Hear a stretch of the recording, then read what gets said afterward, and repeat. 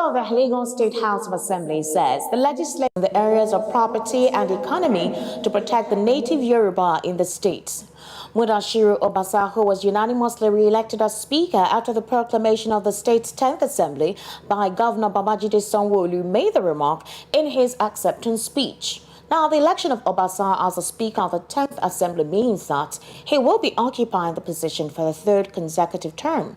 In his acceptance speech, the Speaker said Lagos is a Yoruba land and that laws passed by the Assembly will now be translated to Yoruba language.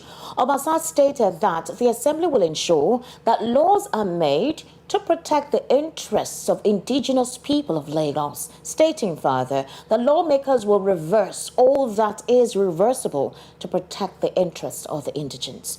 We may quote a number of things he said. For example, he also said this, that Lagos is a Yoruba land, as against the assertions of some people that it is a no man's land. Therefore, part of our legislative agenda is to ensure the translation of laws passed by this House to Yoruba language. Another one, he said, is we also aim at achieving our collective goals of creating a robust legislative framework that protects the interests of our people. Stating further as well, going forward in this wise, we are going to employ all legislative instruments for the support of the indigents of Lagos. There would be laws and resolutions in the areas of economy and commerce, property and titles, end quote.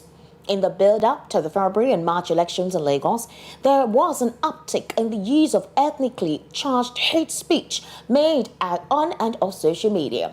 The rhetoric heightened tension during the election with reports of intimidation and harassment of voters across the state. Interesting, don't you think? Well, in order for us to actually have this conversation further, we will have two interesting intellectual guests who will be joining us virtually on VOP this morning, and that is Sheye Oyetade, who is a public affairs analyst and, of course, a legal practitioner, Barrister Eze Oluche. Good morning, gentlemen, and welcome to VOP this morning. Good morning. Thank you for having me. Good morning. Thank you for joining us. Well, elections are over, and this doesn't quite come off as hospitable tone, but let's also talk about the statement made by the Speaker. Do you think this is the right time for him to make these kind of statements? Barrister Eze Oluche, I will start with you. What are your thoughts on this? My thoughts are that the persons who occupy office should try to understand the what the Constitution provides, because they actually swear an oath to protect and to serve and to under the Nigerian Constitution, to protect the integrity of the Constitution. So apparently it is very a man, his comments, who was just elected as the Speaker for the Lagos House of Assembly for the third time in a row, does not understand the basic rudiments of the Nigerian Constitution.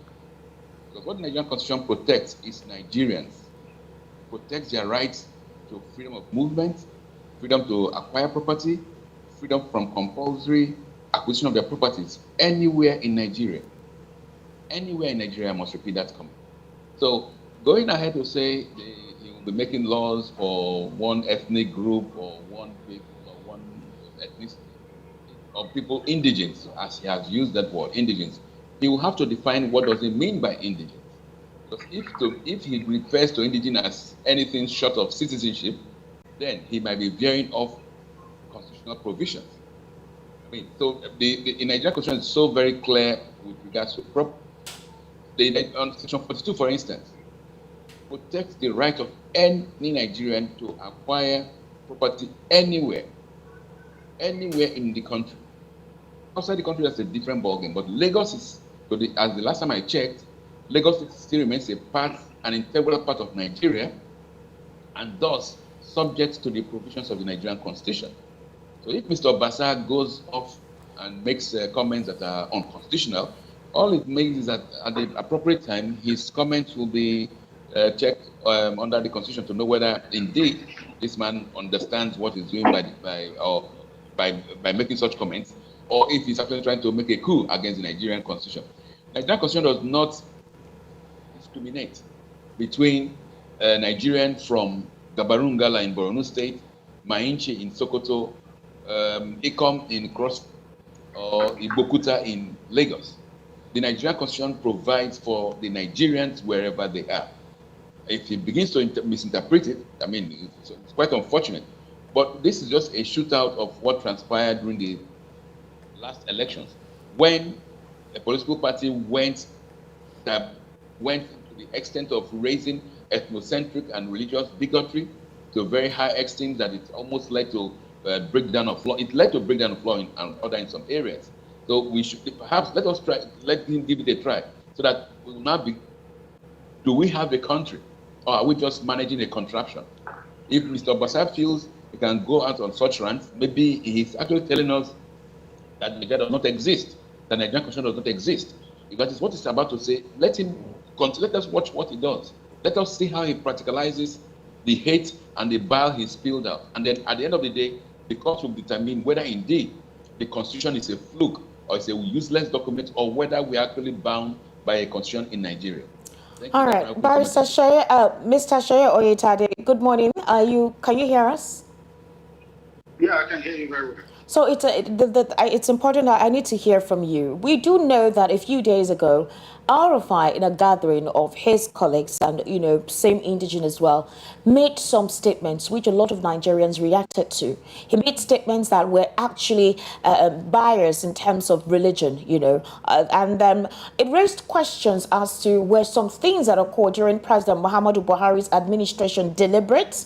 He made statements to say that preference will be given to those who are of the same religious thoughts and line with, with the government, with his administration. Also, he said he was trying to prove a point that Muslim ticket is not going to deter them from winning the elections. In fact, it was going to be a strong force for them to win. Talked about giving preference to communities that actually gave them more votes during the last elections, whereby he was re-elected as a governor of Kaduna State. Now, hearing Mudashiru Obasa make a statement also in this same line, what exactly is giving these individuals the brazenness to say or make utterances that they make and nothing happens? Recall that the Ezendibo of Ajao State made something like this, a statement that one would contend to be in the same line of thought.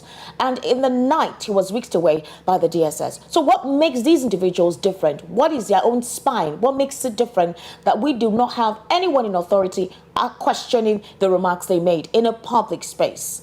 Well, thank you very much. I want to think that the statement made by Speaker Obasa actually is something that can be a good sensitivity as a people. If we are talking about a nation, we should be sensitive to how we make inflammatory statements that can be classified as discriminatory. Well, Nigeria is a multi-ethnic state. Is made up of different ethnic nationalities. We must not shy away from that.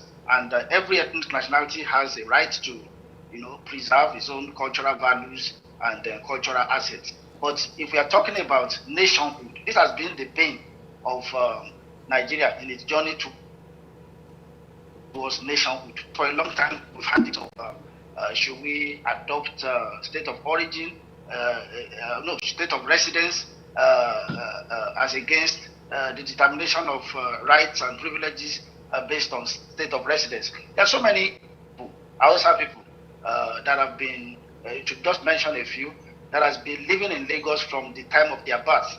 And if you now begin to make discriminatory statements that Lagos belongs to Yoruba people, it doesn't belong to any other person, I think is emotional, is political, and is unfortunate. Truly, Lagos has an history. It belongs to the Aworis by virtue of history. But we have moved into becoming a nation. And there should be, all of these things should not become statements that discriminate. We should not be discriminatory. Igbo people have contributed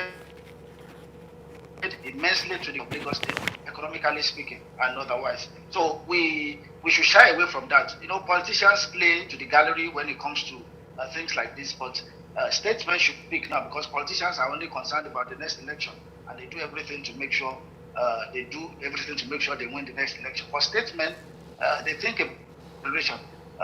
It's an unfortunate statement. I must say I don't believe in ethnic balkanization, but historically speaking, history must be All right, now taught in it's such a way that this land belongs to all right then, so Chaya. and I'm so going to people. stay with you for a bit on this one. It's not enough to say that politicians are playing to the gallery. We saw what happened. What happened during the elections, where an individual, I'm not going to name names because I mean it's in public space already, came online in a video that trended and said, if you're not coming out to vote, if you are, he went ahead and said, Igbo people, said something like Igbo people should not, not vote or something like that. He made statements threatening people that may not be coming out to vote, and nothing was done about it. Don't you think ignoring such statements is what is spiraling into the legislature now, the legislative chambers now, because statements have been made, people have ignored, nobody was brought to book, nobody was called to question, and now we are hearing that senators are beginning to consider, are beginning to consider making laws that will deprive some other people, laws that will hamper investment in a state that is highly populated by different people from different places in the world. Just like I said, I think it's barbaric. It's a barbaric emotional display. People have contributed immensely to the growth and development of the economic life of Lagos State, and they are not Yoruba people. We must recognize that fact. And then the fact that somebody spoke during the election and he became very ethnic and was not questioned, I think is an affront that it should not be encouraged. The law should go after such a person because there is still, according to the Constitution, freedom of association, and all of that should be protected. It not support such statements, and the law enforcement agent should have really called that person to question. And I think the governor of Lagos State came up to make an address that was all embracing. He wasn't inflammatory in his own statement. It's not enough to say. I mean, my point here is this: we've heard statements, we've heard people say, "Oh no, we condemn this, we condemn that," but on the ground there are undertones to depict that there is some sort of there's an understanding from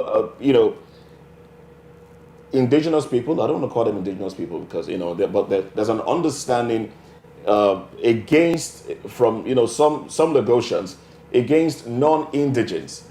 On this channel, I said something. I talked about my experience one time when I walked into a store to get something, and I got talking with a high-ranking officer. I mean, well, he was high-ranking, of course. A high-ranking officer of LASMA, the yellow one, the guys that put on yellow. Yes, That's LASMA, right? yes. Yeah, a high-ranking officer of LASMA, and we got talking. And he made a statement. Now, it's not about whether I am Yoruba or not, but the statement was, it called for caution. He made a statement. He said, and this was after elections, all right? He said that they have decided, and by they, he meant LASMA officials. I mean, LASMA is a Lagos State organization. He said they have decided that when they stop any car owner and they check your driver's license and you're not a Yoruba man, they will frustrate you. Now, this statement was made in a store in Ajawo Estate. And Ajawo Estate, we know, is highly populated by people from other extractions, other parts of Nigeria. And he is one person who was, supposed to coordinate activity of LASMA in Ajawo Estate. And I told him, why would you want to segregate and pick out Igbos to torment with your laws and policies? And we laughed it off. All right. What do you make of that? Because it is one thing for, honorable members to make a statement, and then it trickles down. People beneath them accept these things and run with it. And if nobody, it's not just enough to come out and say, we are against this. Somebody should be brought to book. Don't you think so? Yeah, I'm a Yoruba person to the core. And We seem to be having a Having a problem with your network, audio. yes, well, You might want to repeat that because we have a problem network. with your audio. So please, you can Okay. repeat that. Can you hear me now? Yes, Yes. clearly too. I said I'm a Yoruba man. By my name, I'm a Yoruba person. And I consider such a statement to be very careless. Yoruba people, and I, with every sense of responsibility, the most disloyal people to their own language and values among the major ethnic nationalities in Nigeria are Yoruba people. Most Yoruba people are not loyal to their language, they are not loyal to their values. And compared to the way Igbo people and Hausa people and Fulani people are loyal to their values and their languages. Nobody put a gun to your head to sell land. Nobody put a gun to your head to sell houses. When you were exchanging all these things for money, you did not know that you are losing out. You didn't protect your heritage. Now, people have encroached in and they are dominating your political space, your economic space. All you have to do is just to be friendly with them and to persuade them. Making statements, it will only endanger the life of that society. And whoever makes such statement as an official in government should be called to book, will be called to question by enforcement authorities. That's my take. All right, then. Okay. Okay, go ahead. All right, Barrister Ezalucha, are you with us? Yes, I'm with you. All right. I would implore you, possibly your earpiece, you should put it a little bit close to your mouth because you keep fading out and, you come in and you fade out, yes. So, do you consider the statement made by Obasa deliberate? There have been a lot of critics who have said that, basically, from the presidential elections, possibly because President Bola Ahmed Tinubu did not win Lagos State, it became apparent that the APC political party and possibly supporters of the All Progressives Congress who reside in Lagos, they realized that a lot of things have changed, and that nonchalancy and lackadaisical attitude of we own Lagos, nothing is happening, definitely Bola Ahmed Tinubu is going to win in Lagos. They took things for granted that a lot of things could have changed. And when they realized that at the presidential election, it was a different political party that won, a political party that was not prominent, maybe they realized that things have actually changed. Do you think that is what promulgated for Obasa making that statement? Well, this tendency has been in for quite a while. And let me address that issue of the votes in Lagos. To think that any single ethnic nationality was what swayed the votes in Lagos. I can assure you that many people from the Southwest were not happy with the way things were going on, from the North, from the South. So it was not just any particular ethnic group that made the AP or the PDP lose in Lagos. Lagos is a very cosmopolitan state that has people from all walks of life, and they are quite enlightened. So the politics in Lagos might not be the politics in a state or Anambra or Ebonyi, because everybody is in Lagos, and most people in Lagos are quite enlightened. So it would be very wrong to arrogate the failure of the APC or Tinubu himself to win in Lagos to any particular ethnic group. It was a broad, statewide affair. Having said that, I would want to say that a fish rots from the head. What Obasa is saying, a reflection of what he knows, even the Mr. President has said himself. If you recollect, between the elections of 25 February and that of the state governors on the 18th of March, after a visit to the Oba of Lagos, the current president was captured in an interview where he was describing how some people come to Lagos as 12-year-olds with nothing in the line. They now want to dominate the politics.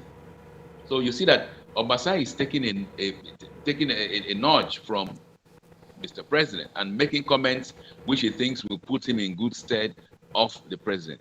One only hopes that now that Mr. Tinubu has become the president of the Federal Republic, he will become more nationalistic and more patriotic and refrain from comments that overheat the polity. Because clearly what transpired in Lagos in March 18th during the governorship elections, which was orchestrated by somebody who is very close to him, MC Oluoma. I don't know why we are shying away from mentioning names. That is the name everybody was shying away from mentioning. That was the comments made by MC Oluoma and the other kingpins of the APC, which were clearly putting up bigotry and ethnocentric comments, flowed from what they perceived the current president now, Mr. Tinubu, would like. But for goodness sake, politics is over, like everybody's saying. So the issue of what should be we should be concerned about now is governance. How do we move the polity forward?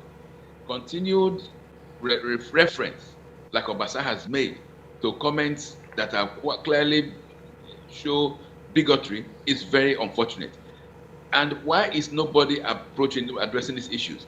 I remember during the last time Mr. M. Oluoma made his comments against Igbos in Lagos, the first PPRO, that's the Nigerian Police Force Public Relations Officer, said it was a joke. There is nowhere in the world where you treat genocidal comments as a joke. Now, unfortunately, when that joke even materialized in terms of violence against people, there was no further comments from the police. They kept quiet. And what they did was to arrest one local character who calls himself Ezendibo, which is a character that's meaningless. He was arrested for making comments that I will import some people and all that stuff. He's still being detained. So it shows clearly that even in the polity in Nigeria, the country is structured in a manner that moves easily against some people and keeps quiet or encourages unconstitutional and even criminal tendencies from other areas. So that is what we should be worried about. And now, this we can't just keep on being quiet and say, okay, he has said it. Tomorrow, Mr. Obasa will come and say, I am sorry, blah, blah, blah. But the reality is that we see it on the ground. What you mentioned about the last fellow, maybe he said it to you, but people see it in reality. People see that when they follow other cars online, and then there is a problem, the person who gets picked up is the person who is non-Yoruba. And these are what we should be worried about. Because if we are thinking of Lagos or Nigeria entering the 21st century with amongst other countries, we're trying to say we're going to be the biggest city in the world in so and so years. We are not being any bigger city if we are neck deep in ethnocentric bigotry. Some of us go to London, go to the US, and they will buy properties, and because of the properties we acquire, we become citizens of those countries.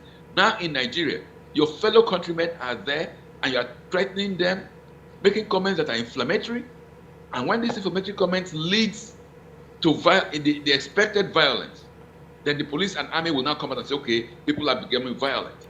Well, the violence is breeding now, because I may not be in Lagos, but I have relatives who are in Lagos. If this message goes around the country that you are not welcome, you're not welcome, you now look around and say, okay, why are you welcome in my own place? That's why I say the people who hold political offices should decide by themselves. Are they swearing an oath to uphold the Constitution? If yes, do they understand what constitutional provisions are? If no, then they should be educated before they occupy such high stools as the office of a speaker, or even whatever public office, even a last mile official, or even a police. Barrister Eze, they must understand what the Constitution provides. Barrister Eze, let me try and get maybe a bit of balance here. We know that when it comes to education, preference is given to indigents of a state. If you to get admission into tertiary institutions, preference is given. You hear that if you're an indigent of a state, you pay lesser in terms of tuition, and non-indigents will pay more. Isn't that allowed by law? Isn't that allowed by? That is it is actually not allowed by law. It is unconstitutional. But nobody has actually gone to. It is unconstitutional, clearly. Okay, but Any law that the law, if the law says, because the law does not recognize what is where indigent. I'm driving at, what the law where I'm driving at Yes. is Good. if we have allowed that, I'm just trying to balance things up now. If we have allowed that in Nigeria, where you go to Kano or you go to Enugu or you go to Ibadan, and as an indigent you're made to pay lesser tuition fees as against other people. I mean, even in Imo State, it happens, and Yes. that has been allowed to to hold free for a long time. Is it now wrong to say that if you're an indigent, certain rights should be given to you when it comes to acquisition of property? Just trying to balance this up. Yes, good. You see, that issue of admission affects children or youths who are like trying to gain admission and they have 1 year. So they're always thinking of, okay, why will I lose 1 year? And then let me just move on and do something else in another place. So nobody has actually bothered to challenge it. But I assure you, if that challenge is brought against any state which gives out discriminatory prices or school fees based on the so-called indigenship, the Constitution will not allow that. The courts will hopefully not allow that. What the court can allow is if you give discriminatory school fees based on states of residence. Because when you reside in a place and you pay your taxes and the taxes are used to fund those schools, then you have all rights to those facilities provided by that state government. But when you come to the issue of proprietary rights, properties, acquisition, and all that stuff, I am sure more people will be ready to challenge it, because it's not a one-off thing. It's not a 6 months, 1 year problem you can just avoid. It is maybe you have spent 10, 20 years building a property, and then somebody comes overnight and says, okay, because you're not from this state, you have to lose this property. Because you're not from this state, you have to do this and that. Then it will be challenged. So, but Nigerians should be more willing to challenge laws that affect their constitutional rights. But like I said, the issue of education has... Barrister Ezra, I need more clarification. So, I'm a product of schooling in the north, right? Very cold north. Can you hear me now? Sure, I can hear you. So there was a time the federal government was more about uniting all ethnic groups, meaning that was what brought about the federal government colleges. Now the idea is that preference is given to non-indigents of the states to gain access or admission to the schools provided, especially either primary or secondary schools. Of course, you have to reside in the school. At that point in time, when you take a common entrance exam and you want to go to a federal government college, you are allowed to, for example, if you reside in Lagos or you're not even an indigent of Lagos and you want to school in the north or in the east and you write your common entrance examination, at the time then, they allow non-indigents or non-residents of that particular state to gain admission first. Also, the state governments of each state usually do what they call scholarship programs, where they give scholarship programs to residents and indigents of their state. Now, when those who do not reside in the states want to gain education in that state, they give you quick access to gain admission, but you are not giving scholarship compared to the indigents of that state. Now, the question is, why has that method stopped? Now, it's not on, it may not be in the Constitution, but the idea was to create that sense of harmony. It's called pro-unitate or pro-united, at the time. Why has that stopped? Why are we now beginning to see strong ethnic bias, strong religious bias within almost every state that constitutes the Nigerian Federation? Well, one reason I can give clearly for that was the horrible 8-year tenure of Muhammadu Buhari. Because during that period, ethnic bigotry was elevated to the status of a national policy. If you recollect, Mr. President clearly came out and said he cannot be expected to treat states that gave him 5% of their votes the same way he treats states that gave him a higher percentage of votes.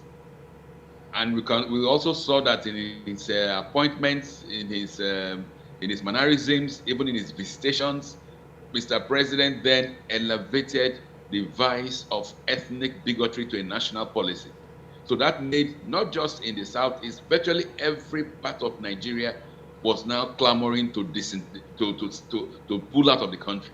We saw the Odua People's Movement rise in the Niger Delta. There was in the southeast, there was the IPOB. Even in the north, there were groups who wanted to secede from Nigeria due to the blatant and very glaring ethnocentric positioning of the government under Muhammadu Buhari. Nigeria had never come so close to disintegration because of the policies of the person at the helm of affairs.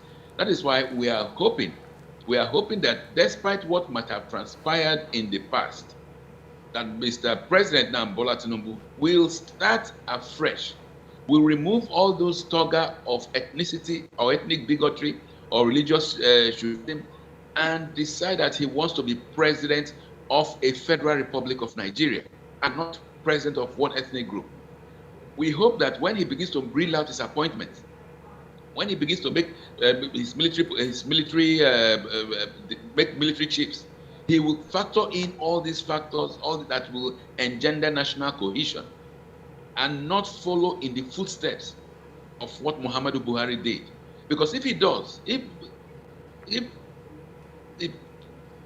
president continues in the steps Muhammadu Buhari went, my dear, we don't need to be a nuclear scientist to know that you can push people to the wall, but they are not bound to stay by the wall where you push them to.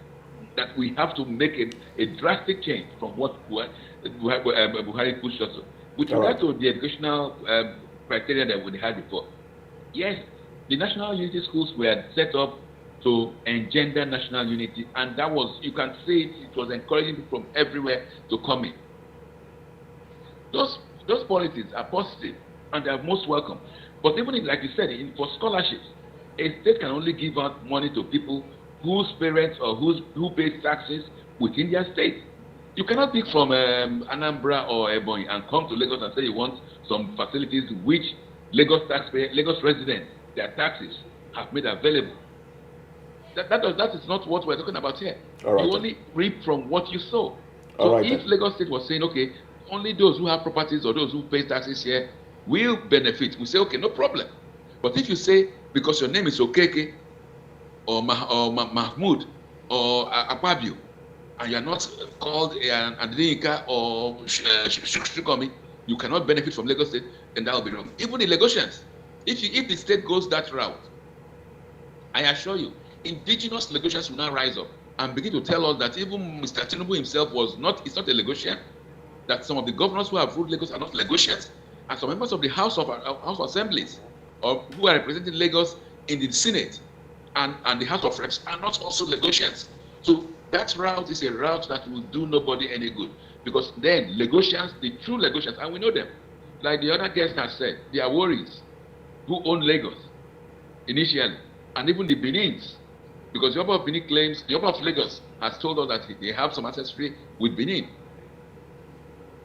Will come in and say, okay, we are the indigents, so let us abide by the Constitution so that we can know where we are and not begin to raise unnecessary schisms by relying on primordial ethnocentric bigotry. Thank you. All right, then. Thank you very much, Barrister Eze Eluche. I'm going to come to you now, Mr. Sheye Oyetade. Now, you are one who is close to, I would like to say, the seat of power right now, because you are really close to the president. And I want to believe that being close to him, what would you say are, his the things that he wants to put in place? Because he said he wants unity. He wants Nigerians to come together and live together as one. But then we're getting from stooges of the president contrary statements. And well, till now, we've not. I think the Lagos State. The governor of Lagos said something against that. Yes. Well, the governor of Lagos has said something, but what would you say are the thoughts of Mr. President on issues like this, especially statements made by the Speaker of Lagos House of Assembly? Issues that are along ethnic lines. Issues along ethnic lines, of course. Thank you very much. Okay. I think we should classify the statement of the Speaker as a private statement. It doesn't reflect the tendencies of Mr. Tinubu, who is now the President of the Federal Republic of Nigeria. And we know from Mr. Tinubu's antecedents that when he was governor, when he had the opportunity to sit as governor of Lagos State, he was the first to bring in non-Yoruba people into governance in Lagos. He brought in Ben Akabweze, an Igbo man. He brought in Fola Atowori from Delta State to become the commissioner for lands. That's the first commissioner for land in Lagos State as a non-indigenous. So Mr. Tinubu's tendencies are not like that of Mr. Obasa, and it doesn't reflect the mind of Mr. Tinubu. His mind has not changed. Mr. Tinubu himself is married to an Ishekiri woman, Mrs. Tinubu. So I don't see this flying around Mr. Tinubu's mind, and he will not support such a primordial tendency. I think Mr. Obasa is just playing to the gallery, and unfortunately speaking, and such tendencies should be challenged by affected non-indigenous of Lagos, and there should be a public outcry against this. All right, then. Thank you very much, Sheye Oyetade. We'll stay with you as we go into the second topic for the day. We are looking at, well, it's early days. Sorry. Let me just make a comment with regards to what you said about Mr. Tinubu. Okay. Go ahead, please. Hello? We can hear you. Go ahead. Please. Yeah, I wanted to just say that I agree with what Mr. Sheye said there. I agree with what Mr. Sheye said about Mr. Tinubu's tendencies. Let me even chip in that when I launched my book in 2010, Mr. Bola Tinubu was the chief launcher, and he was magnanimous. So he has a history showing a national disposition. That now he is there as the president, these things will continue. And he already has presidents who we had by now would have responded effectively to comments. Because that is, you need to set the template this onset. Show the world, show Nigerians that you are going to be a president for Nigeria. I would have liked a situation whereby the moment this statement by Mr. Obasa gained currency in the public domain, the press assistants or whoever, the immediate inner chambers, like even from the chief of staff, who is Dr. Miller, should have issued a comment condemning Obasa's comments on behalf of Mr. President. If such a comment had come out, had ensued, I assure you that automatically you will see that there will be tidal change in a positive change in favor of Mr. Tinubu. But when there is silence, as if nobody has heard of it, then it gives people some goosebumps. So, Mr. Sheye, please pass the message on. Right. Let the presidency, let Mr. President know that this raging issue is burning, and just a comment from his office condemning the utterance of the new Lagos Speaker, the Speaker of the Lagos State Assembly will go a long way to beginning to build that very critical and necessary bridge which we want for this government to be sustainable and to garner the trust and confidence of Nigerians from wheresoever.